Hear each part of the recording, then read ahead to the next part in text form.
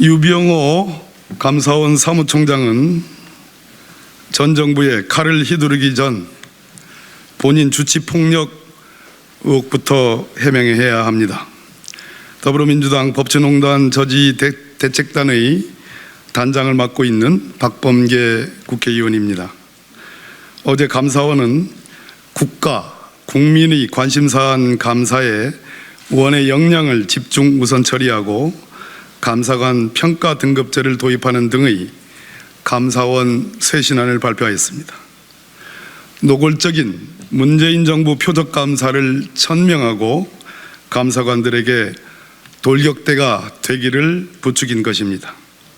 그 정점에 유병호 사무총장이 있음은 주지의 사실입니다. 그러나 과연 유병호 사무총장이 감사원의 쇄신을 말할 자격이 있는지 묻고 싶습니다. 최근 주간조선에서 유병호 사무총장이 3년 전 분당 모병원 응급실에서 간호사에게 술에 취한 채 폭력을 휘둘렀다는 보도를 한 바 있습니다. 이에 대해 감사원에서는 응급실 간호사가 취객이 걸어다니는 것으로 오인하여 분당경찰서에 잘못 신고를 하였다고 본 의원에게 답변하였습니다. 아울러 검찰로부터 이 사건에 대하여 무혐의 결정을 받았다고도 했습니다. 이러한 감사원의 답변은 유병호 사무총장의 확인을 거친 감사원의 공식 입장이라고 어제 전달받았습니다.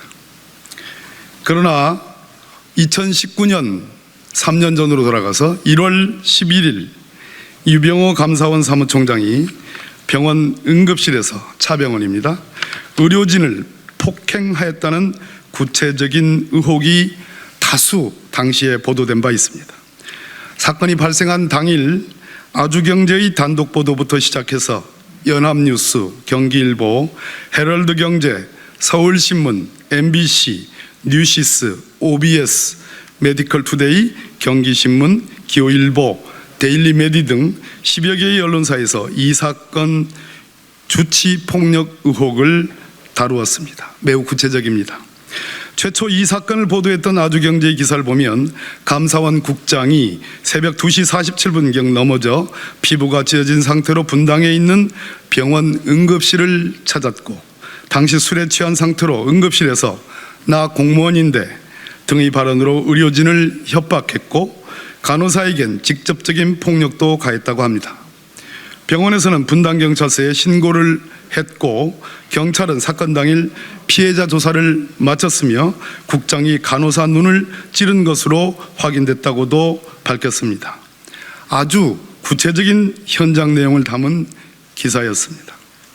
연합뉴스에서는 감사원 고위공무원이 넘어져 찰과상을 입고 병원에 왔다가 치료를 받지 않고 나가겠다면서 이를 만류하는 의료진을 뿌리치는 과정에서 간호사의 눈 부위를 손으로 쳐 다치게 하였고 술을 마신 상태였으며 분당경찰서에서 응급의료법 위반 혐의로 불구속 입건했다고 보도하였으며 경기일보는 새벽 3시 5분경 분당경찰서의 감사원 국장이 병원 응급실에서 치료를 받다가 난동을 부린다는 신고가 접수되었고 술을 먹은 상태에서 간호사를 폭력한 것으로 전해진다고 보도하였습니다.